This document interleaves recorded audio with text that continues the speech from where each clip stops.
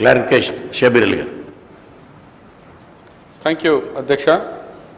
గౌరవ ముఖ్యమంత్రి గారు ఈ రాష్ట్రం ఎలా అభివృద్ధి తీసుకుపోవాలనే దిశ అన్ని విషయాలు మాట్లాడినారు. మా మీద కొన్ని ఆరోపణలు కూడా చేసినారు. నేను గౌరవ ముఖ్యమంత్రికి చెప్పేది ఏమంటే, మీ పొలిటికల్ ఎంట్రీ యూత్ కాంగ్రెస్ నుంచి దయచేసి మర్చిపోయింది. మీ డిఎన్ఏలో కూడా, మీ బ్లడ్లో కూడా కాంగ్రెస్ ఉన్నది, అంతో ఇంతో. అది దయచేసి గుర్తించుకోవాలని కూడా మీకు మనవి చేస్తూ, అధ్యక్ష వెరీ బ్రీఫ్గా 12% ముస్లిం కోటా అండ్ 12% ట్రైబల్ కోటా గురించి ఈ హౌస్లోనే తీసుకొస్తా అని మీరు హామీ ఇచ్చినారు. నాకున్న అనుభవం ప్రకారంగా, ఎందుకంటే జస్టిస్ సుదర్శన్ రెడ్డి బెంచ్ మీద, జస్టిస్ బిలాల్ నస్కీ బెంచ్ మీద, జస్టిస్ అనిల్ దావే బెంచ్ మీద ఇవన్నీ నేను ఇంకా ఉన్నాను కాబట్టి, నా మనవి ఏమిటంటే, ఇక్కడ అసెంబ్లీలో డైరెక్ట్ తీసుకొచ్చి రిజర్వేషన్ చేసి కేంద్రానికి పంపిస్తే అదేం ఉపయోగపడదు. గతంలో 3-4 రిజల్యూషన్ ఆల్రెడీ మనం చేసి పెట్టినాం. 7 మండలాల గురించి విషయంలో కానీ, ఈ ఎస్సీ వర్గీకరణ విషయంలో కానీ పెట్టినాం. నా ఉద్దేశం పోలవరం విషయంలో కానీ నా ఉద్దేశం ఏముంది అంటే, తమరు క్యాబినెట్లో అప్రూవ్ చేసి స్టేట్ ఎస్సీ కమిషన్ ఇచ్చిన రిపోర్ట్కు మీరు అప్రూవ్ చేసి ఒక చట్టం అసెంబ్లీ కౌన్సిల్లో మంజూరు ఇచ్చిన తర్వాత అమలు మొదలుపెట్టేయండి. అమలైన తర్వాత కోర్టుకు పోతారా, హైకోర్టు ఏమిస్తుంది, సుప్రీంకోర్టు ఏమిస్తుంది, ఎంతవరకు? ఎందుకంటే 9th షెడ్యూల్లో తమిళనాడు కూడా అలాగే పోయినారు. హైకోర్టు కొట్టేసింది, సుప్రీంకోర్టు కొట్టిన తర్వాత వాళ్ళు 9th షెడ్యూల్కు పార్లమెంట్కు పోయినారు. కాబట్టి ఆ టైప్లో పోతే బాగుంటుందని తర్వాత కూడా మీరు నిప్పులతో సలహాలు తీసుకోండి. నాది కానీ కాంగ్రెస్ పార్టీది ఈ సలహా. అలాగే అధ్యక్ష, గల్ఫ్లో ఎన్ఆర్ఐ బాధ్యతలు చాలా ఉంది. గవర్నర్ గారి కోటాలో కానీ, నిన్న ప్రవేశపెట్టిన బడ్జెట్లో కానీ ఎన్ఆర్ఐస్ గల్ఫ్లో ఉన్న వాళ్ళకు కానీ, లేకుంటే ట్రైనింగ్ క్యాంప్లో నాక్ సెంటర్ ద్వారా ట్రైనింగ్ క్యాంప్స్ ఉండే, నా కామారెడ్డిలో కానీ, అరుగుల్లో కానీ, జగిత్యాలలో కానీ, మెట్పల్లిలో అవన్నీ సెంటర్స్ ఉండే అధ్యక్ష.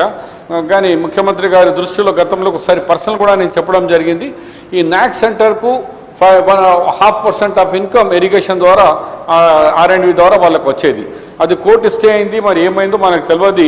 ఆ నాక్ సెంటర్స్ ద్వారా ఆ సెంటర్స్ రావడం లేని వల్ల నాక్ సెంటర్స్ మూతేసాం. అప్పుడు లేకుంటే మనం వితిన్ 3 monthsలో వాళ్ళకు బెస్ట్ మేసన్గా, కార్పొరేటర్గా, స్టీల్ మోల్డర్గా, గ్లాస్ కట్టర్గా అలాంటి వృత్తి చేసి దుబాయ్కో గల్ఫ్కో పోయేవాళ్ళు. కాబట్టి దీన్ని ఎన్ఆర్ఐ టోటల్గా మీరు విషయంలో తమరు కానీ, ఫైనాన్స్ మినిస్టర్ కానీ బడ్జెట్లో లేదు. గతంలో 4 కోట్ల రూపాయల బడ్జెట్ కూడా ఉండే, అది కూడా తీసేసింది. ఇంకోటి అధ్యక్ష, ఉమెన్స్ గురించి మీరు చాలా చెప్పినారు.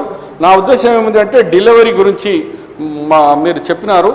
హైదరాబాద్లో పురానా अफजल साहब ने कहा जजगी खाना कोर्ट के बाजू में था, हाई कोर्ट के बाजू में. हाई कोर्ट वाले जब कहे कि भाई हमको जगह की ज़रूरत है, नहीं तो हाई कोर्ट हम बदल देंगे, तो जब हमने सारे रिप्रेजेंटेटिव से बात करके वहाँ से निकाल के पेटला ब्रिज में दिए. 560 हॉस्पिटल बहुत बड़ा बेहतरीन चल रहा है, लेकिन वहाँ इतना डिमांड है कि 700 पेशेंट एनी टाइम वहाँ रहते हैं, लेकिन बेड 500 है.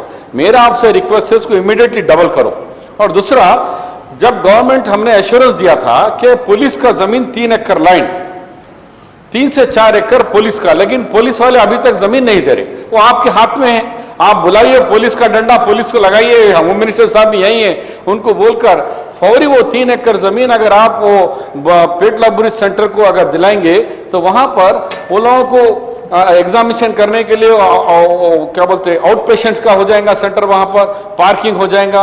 जो लोग इनके लिए अटेंडेंट जो आते हैं, बहुत इंपॉर्टेंट है साहब. मैं साहब अगर बैठ जाओ तो बैठ जाता हूँ, मैं कोई आरोप नहीं लगा रहा हूँ. साहब नहीं बोलते बैठने के लिए, मैं ही बोल रहा हूँ. नहीं, अगर आरोप लगा रहा हूँ नहीं, मैं तो कुछ सजेशन दे रहा हूँ, क्योंकि सीएम साहब बोलते हैं अच्छे सजन आए, तो इसमें मैं सजेशन दे रहा हूँ, मगर कोई मैं इल्जाम नहीं लगा रहा हूँ. ठीक है. तो मैं और एक लास्ट ये अध्यक्ष మీ ద్వారా, కాబట్టి ఈ ల్యాండ్ విషయంలో కూడా మీరు వాళ్ళకి ఇచ్చేస్తే అవుతుంది. హైదరాబాద్ में 3 दवाखाने हैं साहब, नीलोफर है आपका, सुल्तान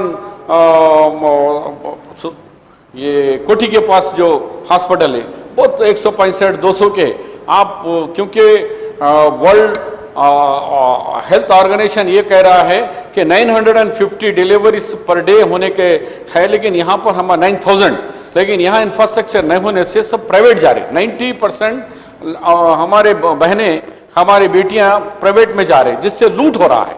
हम चाहते हैं कि वो सब गवर्नमेंट के हॉस्पिटल्स में आए.